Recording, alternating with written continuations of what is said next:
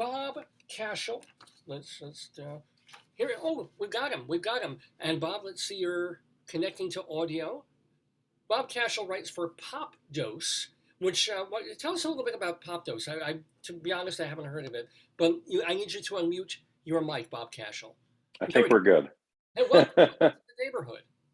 Thanks so much, Dave. It's nice to see you. Yeah, Popdose has been around for about 15 years. It's a pop culture website. It's got lots of stuff about music, film, and I cover theater for the site. So yes.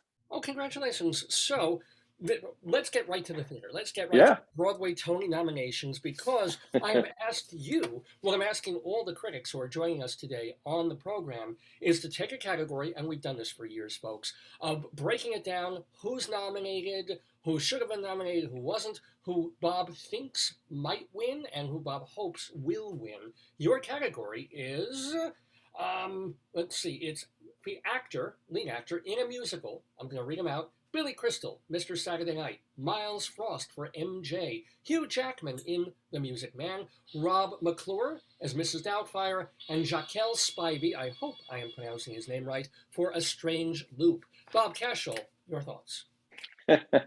Well, I think you've got a really interesting category here. And to be honest with you, I'm not quite sure where it's going to go. You've got two Tony winning Broadway veterans in Billy Crystal and Hugh Jackman. You've got two guys making their debuts, spectacular debuts, Miles Frost and Jaquel Spivey. And then you've got a guy who's just terrific, Rob McClure, who just can't catch a break. The poor guy, he's a great actor, he's terrific, but he's never really been in too many hit shows. And Mrs. Doubtfire, the show that he's nominated for, has already closed. So I think that probably closes off his chances for a win. However, I do think at some point he'll find the show that he needs, or a TV show or something. He's very talented. I mean, he's just a multi-talented guy, and it's good to see him nominated. But leaving him aside for now, I guess we've got to look at the other four. And I would say that, Billy Crystal is, he's taken his own film, Mr. Saturday Night, and readapted it for the stage. I think he's done a terrific job with it, actually. Some people would say that maybe it just needed to be a stand-up show, frankly, just him doing the movie, not singing or dancing. And he and David Paymer, who was an Oscar nominee for the film, he's also in the show. These guys are not really singer-dancer types, let's put it that way, but they're supported by some excellent people. Randy Graff playing the wife, his long, suffering wife, and Shoshana Bean playing his long-suffering daughter. They're terrific. And I think they carry the day. It's really great watching the two of them, try to sing and dance and doing a good job. Then, of course, we've got Hugh Jackman. I mean, the king of Broadway. Everyone was looking forward to The Music Man, of course. It's a show that people love, and it's an actor that people love to see. Reviews, not so kind necessarily. They felt he kind of missed it a little bit. He wasn't the Harold Hill of anyone's dreams necessarily. I think Robert Preston really cast a long shadow over this role. If you've seen the film and you remember the film from 1962, it's perfect, basically. It's him, and it's perfect. I think he came up a little bit short, but I think he is still really good. I thought Craig Bierko did a fabulous job about 20 years ago. And again, he wasn't a star. He was, I think a star brings certain expectations.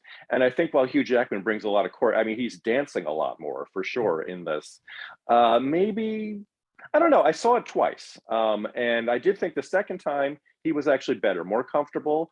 He and Sutton Foster seemed to have a nice chemistry. It was post, the opening. So I think they were both a little bit more relaxed. So we shall see. But that does bring us to the two newcomers. Miles Frost from MJ the Musical. That would be Michael Jackson to you. He did an impersonation and he parlayed that into a Broadway debut.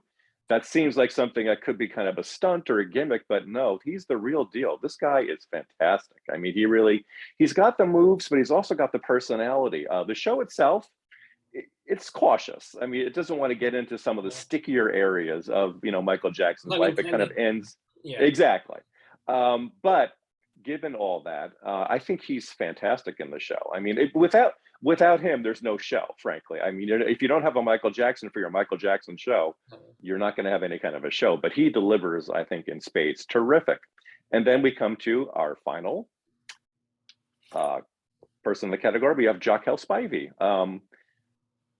This guy blew me away. I mean, I knew what the show was. I had not seen it. When I saw it, I was knocked for a loop, not a strange loop, just a loop. Period.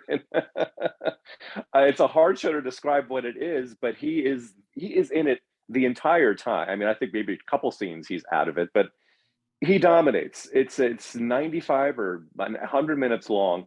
He is singing and moving and doing everything. It's a tremendous performance. Again, it's a hard show to explain. You know, he's an usher, named Usher, who ushers at at the Lion King. He's writing his own musical. He's trying to find his own way in the world. He's gay. He's having some problems with his conscience, and you know, the different people who kind of live inside his head who are kind of like giving him all kinds of trouble. But when it's dynamic. I mean, what he's doing up there is just incredible. One issue is that he has missed a number of performances. I think he says he has severe allergies, and I think it might be difficult for Tony voters to see him necessarily. They have to see everyone, but I'm hoping that they do, because I do think that of all those performances, and again, they're all, you know, really good. I think he was really the best. I mean, he just makes that show. I think he's terrific. What a So he talent. would be your choice to win. And you Yeah, think if enough absolutely. people see him, he will win. But if he doesn't, do you think it could be taken by whom? You know, that's a good question. Will they go for the two veterans, or will they go for Miles Frost, who I think did a great job? I'm gonna say it's either Billy Crystal or Miles Frost, and that's not really helpful to you. But I'm saying Jacques Spivey is number one. Number two, I can't really make up my mind, but I'm gonna say, let's go for Miles Frost. Let's go from now. Let me ask you: was anybody egregiously overlooked that you can think of in this category? Like should have been, could have been. In this category, I think they got it right. Actually, to be honest, I don't think there's anyone egregiously overlooked. I mean, you have a number of other musicals, but I do think in this category, when I saw the nominations, I thought this is a pretty satisfying category. I'm glad they didn't just. I mean, Mr. Saturday Night it's the show, it's the movie, but he's expanded the movie, and again, he's brought something different to it. So I'm glad Billy Crystal, you know, got the nod for it too. I think he's really good. Now let me ask you, Bob Cashill, for the whole season on Broadway, off Broadway. I assume you've seen tons of things. What was your absolute favorite production of the season? Well, I would say again on Broadway, there was a production of a play called Trouble in Mind that was done earlier in the season by a woman named Alice Childress. It was supposed to open on Broadway in the 1950s. It did not. And it comes to us again almost as a time capsule, except as a story of a Black actor's life. It seems like it was written yesterday.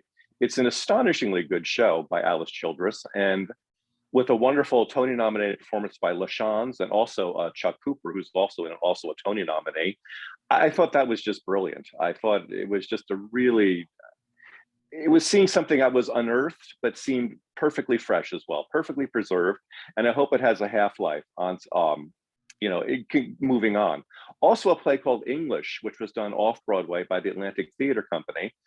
This is the story of Iranian students learning how to speak English. A lovely, delicate play that I thought was just terrific. Musical-wise, I loved Six. I'm glad to see that Six is up for all those nominations. I would say that Six is a show that argues for a best ensemble category in the Tonys. I think that they're all terrific. And I think that for several shows actually this season, even maybe A Strange Loop, as good as Jacques Spivey is, the other people around him are also fantastic.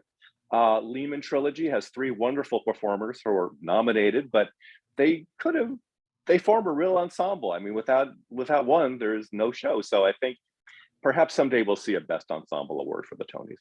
Well, we are thrilled that you have joined us for our ensemble on Sure. this special Tony show. Remember that you can read Bob Cashill at Popdose, writing about the theater. Bob, I just wish you a very happy and healthy and great new year of theater going to come. And thanks so much for being with us in the neighborhood. Thanks so much, Dave. Take care. Bye bye now. Bye bye.